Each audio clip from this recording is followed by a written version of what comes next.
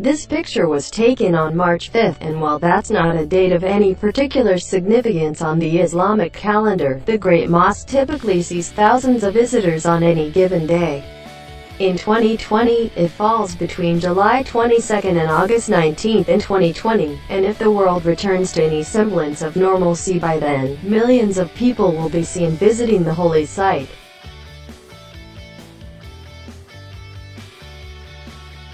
Beirut's Corniche promenade in Lebanon. Typically, the site is bustling with activity, with everything from people going on walking tours to visiting the local restaurants, but wasn't spared from the outbreak.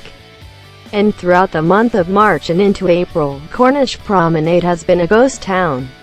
There is a seaside promenade lined with palm trees and a beautiful view of the sea, where millions of visitors and locals can be seen enjoying the area throughout the year. Social distancing in Colombo, Sri Lanka. Societies where people typically greeted one another with a hearty handshake or a kiss on each cheek find themselves standing as far from one another as possible. This picture was taken in Sri Lanka by Danuka Layana Watt outside a grocery store in Colombo.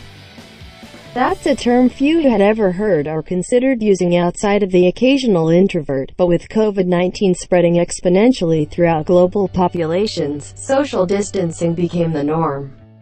While the year 2020 may go down in history as being the one where a global pandemic swept across the globe, more people will likely think back on it with two words: social distancing.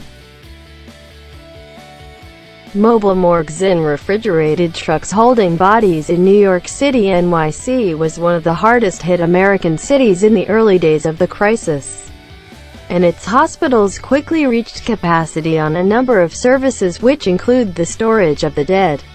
The Brooklyn Hospital is one of many that have turned to such measures to store bodies, and the city has many. Fortunately, there were some who planned ahead, and that brings us to the picture featured here. This shot, taken by John Minchillo, shows bodies being loaded into refrigerated trucks outside a New York City hospital. Quarantined Italians singing together from their balconies as social distancing became the norm in Italy. Its citizens found themselves isolated in their homes, with little to do other than worry about what was happening in the hospitals and just outside their doors. In an attempt to combat the isolation and sense of dread many were experiencing, people all over the nation went to their balconies and began making music with one another.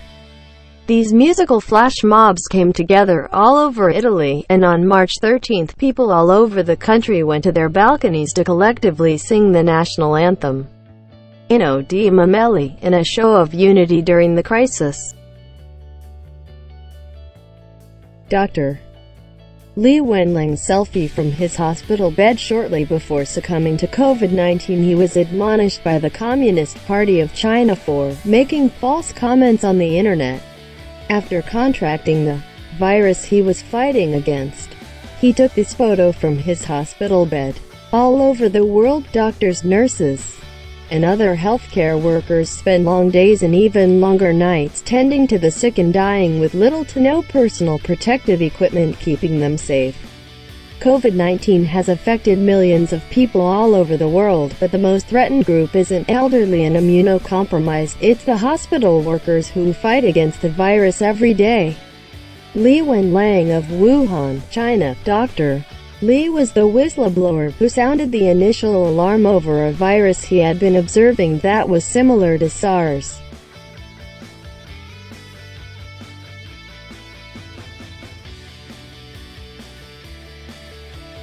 Russian cargo plane filled with supplies lands in the USA as the United States government began to take the impending threat of COVID-19 seriously. It became apparent that personal protective equipment and ventilators were going to be in short supply. Stories of government stockpiles containing thousands of unusable ventilators due to maintenance contract expirations and warnings by officials to limit PPE to people who were showing symptoms began popping up all over the internet. Russia filled a plane with supplies and sent them to the United States, which resulted in this photograph that circulated online for weeks.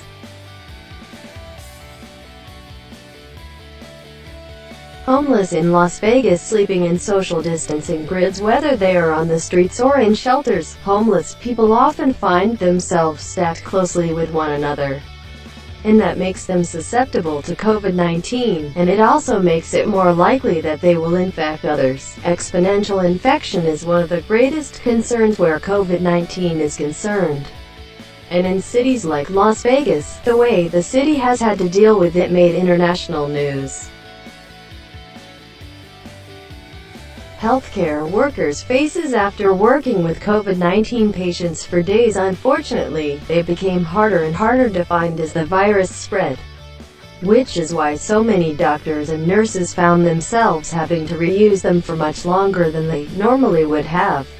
Supply issues aside, N95 masks work well because they sit snugly on the face, and aren't the most comfortable things to wear for extended periods of time.